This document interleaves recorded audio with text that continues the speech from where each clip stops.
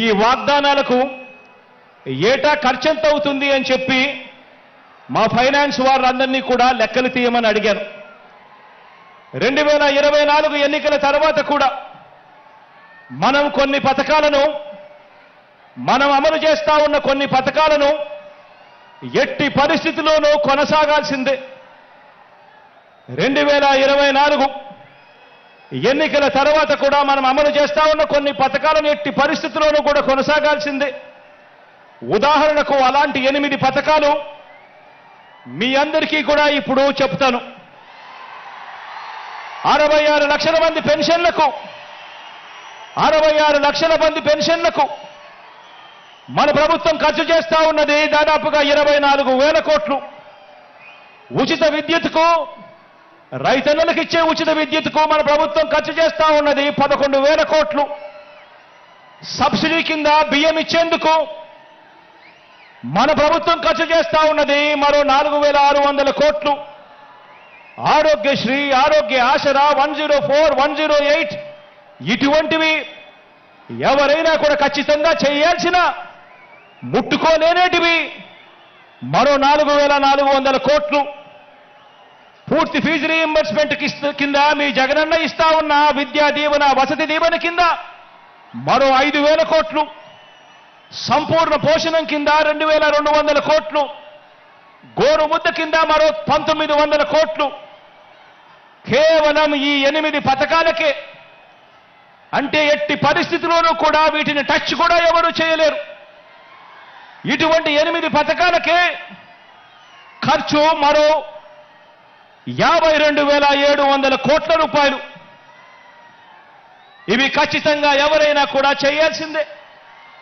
ఇవి కాక చంద్రబాబు నాయుడు గారు చెప్పిన సూపర్ 6 అంటున్న 6 వాగ్దానాలకు ఎంత ఖర్చు అవుతుంది అని లెక్క వేస్తే ఇది పచ్చి మోసమే అని తెలిసినా, అవి ఎవరూ కూడా అమలు చేయలేనివి అని చెప్పి కూడా తెలిసినా కూడా ప్రజలకు తెలియజేద్దామని చెప్పి లెక్క వేయిస్తే ఆ 6 పథకాలకు అదనంగా కావాల్సింది ఏటా మరో 73,440 కోట్ల రూపాయలు. ఇది కాక చంద్రబాబు నాయుడు గారు ఈ మధ్యనే 7వ హామీ అని చెప్పి బీసీలకు 50 ఏళ్లకే పెన్షన్ అదనంగా పెంచి ఇస్తానని చెప్పి తాను చెప్పిన 7వ హామీకి అయ్యే ఖర్చు కూడా లెక్కేసుకుంటే ఇది అదనంగా మరో 13,872 కోట్లు. అంటే చంద్రబాబు నాయుడు గారు చెప్పిన 6 6లు, చంద్రబాబు నాయుడు గారు చెప్పిన 6 పథకాలకు ఈ 7వ పథకానికి ఈ రెండు కలిపితే 87,312 కోట్లు. ఇంతకుముందు నేను చెప్పినట్టుగా 8 స్కీములకు ఎవరైనా కూడా టచ్ చేయలేని ఈ స్కీములకు ఖచ్చితంగా ఎలాగో చేయాల్సిన అవసరం ఉన్న ఈ స్కీములకు ఖర్చు అయ్యేది మరో 52,700 కోట్లు. అంటే రెండు కలిపితే అక్షరాల 1,40,000 కోట్ల రూపాయల గురించి చంద్రబాబు గారు చెప్తా ఉన్నారు. ఆలోచన చేయమని అడుగుతా ఉన్నాను. ప్రతి సంవత్సరం 1,40,000 కోట్ల రూపాయలు అంటే మనం ఎంతో కష్టపడితే ఎక్కడ లంచాలు లేకుండా ప్రజల చేతికే ఇస్తే గతంలో ఎప్పుడూ జరగని విధంగా పాలనలో ఎన్నో మార్పులు తీసుకువచ్చి మరీ పాలన చేస్తే మీ బిడ్డ ప్రభుత్వం ఎప్పుడూ జరగని విధంగా లంచాలు లేకుండా, వివక్షలు లేకుండా పూర్తిగా కట్టడి చేసి ఎంతో కష్టపడితే ఇవ్వగలిగింది సంవత్సరానికి 75,000 కోట్లయితే మరి ఇవాళ చంద్రబాబు నాయుడు గారు చెప్తా ఉన్న హామీలు ఇప్పటికే 1,40,000 కోట్ల రూపాయలు దాటుతా ఉన్నాయి అంటే ఇక ఆలోచన చేయండి.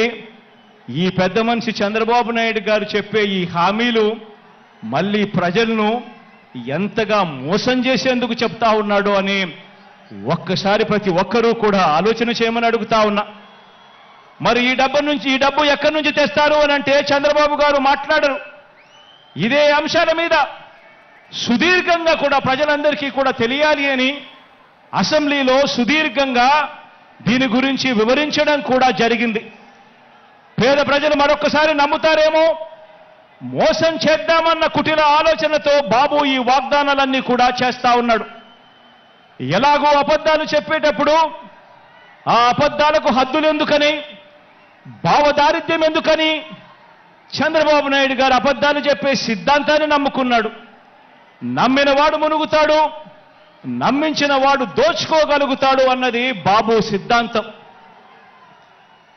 బాబు మేనిఫెస్టో ఏ ఒక్కరైనా కూడా నమ్మటం అంటే బంగారు కడియం ఇస్తానని చెప్పి ఆ పులిని నమ్మినట్టుగానే, ఆ కథలో పులిని నమ్మినట్టుగానే ప్రజలందరూ కూడా మోసపోతారు అని కూడా ఈ సందర్భంగా తెలియజేస్తా ఉన్నా.